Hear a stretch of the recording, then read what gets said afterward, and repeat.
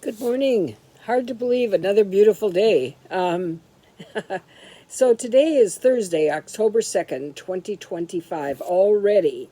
And it's also day 154, which is amazing to me, which means that we're kind of closing in on half a year since I was diagnosed, which is outrageous to even think about. Anyway, I must say it is good to be feeling good again, I guess. I didn't really realize how much chemotherapy and radiation took me down, because I always look for the positives, and so I could see positives in lots of ways, and I was like, okay, I was riding along with it.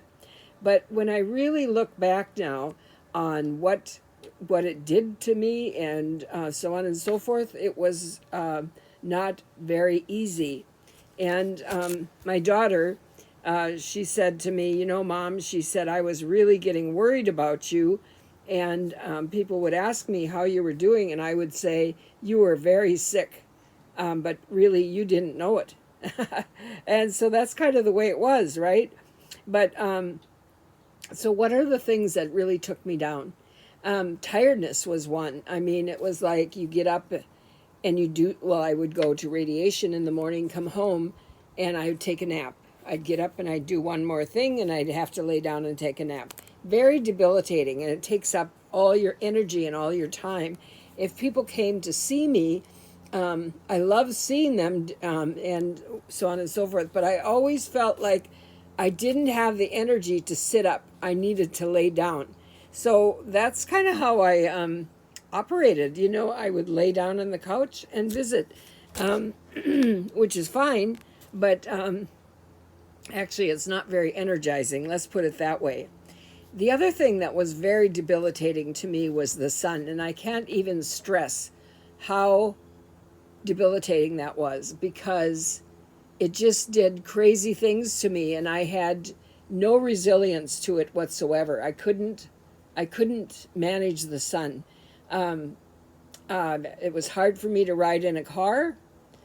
Of course, I couldn't drive, so I didn't drive for like 7 or 8 weeks total.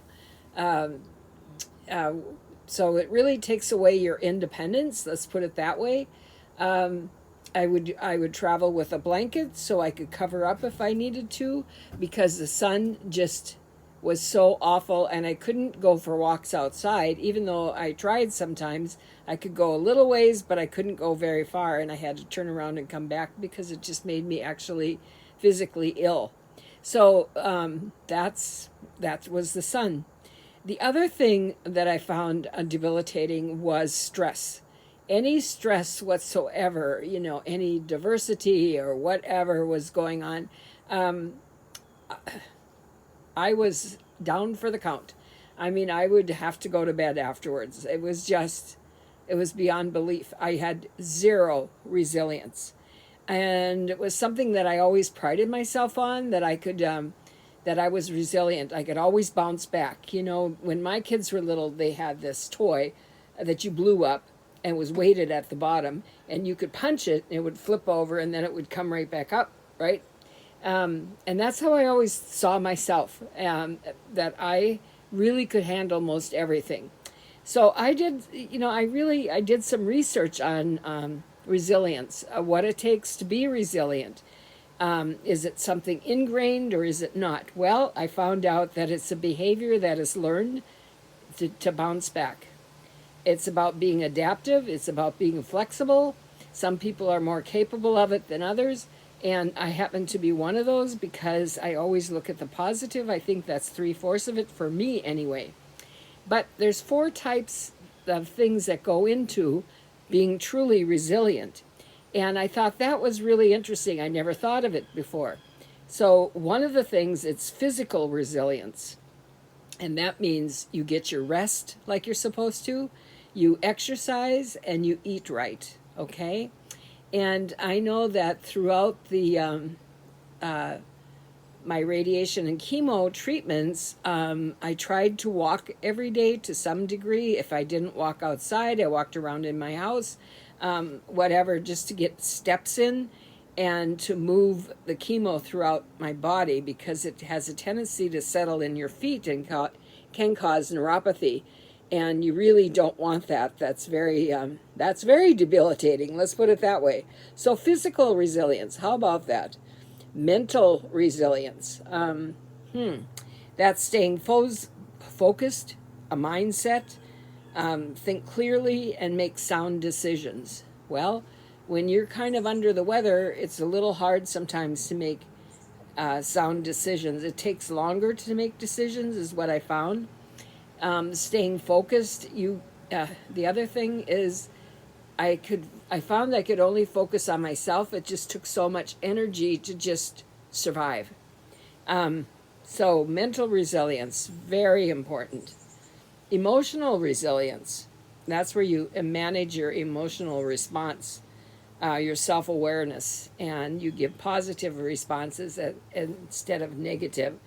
And, we all, somehow or others, we always manage to, our most loved people, if we're going to be upset or angry, we always take it out on them, even though it's not their fault, you understand. But that's what we do. And I found myself, I did that a couple of times, and I do not like myself when I do that, because it's not me at all. And so I really had to work at that emotional response, because the chemo, when it zapped all my energy and resilience, those emotions, those negative emotions, were right on the surface, which was kind of interesting to me. So I really had to work on the positive end of it, and not to take it out on those people that love me the most, actually. So there you have that. And then there's social resilience, and I think this is one of my real strengths, actually, because it's the strength of the relationships and support that you have, and the systems, and that you stay connected to others. Well, I have discovered that actually, by rights, I have a lot of social support, emotional social support, with starting with my family, from the youngest. Those 4 and 5 year olds are critical to how they're just such a life-giving energy that they give me. And then I've got my grandchildren, which also give me a different kind of energy, which is really great. And we keep in touch with them. And then we also have my children, which I couldn't do without at all, and their spouses, I couldn't do without them at all. So you've got that strength. And then I have my friends, and my friends who are my age, they give me something totally different from the younger generations, and so I find that those relationships are really critical, especially when I'm trying to sort things out. Sometimes I will call somebody who is 80 and above, just because they can walk me through all kinds of things, which I find really interesting. So that's what I really wanted to talk to you about today, was resilience, and how to keep that resilience healthy and strong within you, because we need it so much when we are going through life, through a lot of things that we wish we might not have to be going through. And I'm finding that right now I feel really good. And I feel pretty capable for the most part. Once in a while, not so capable, but I can deal with those few times.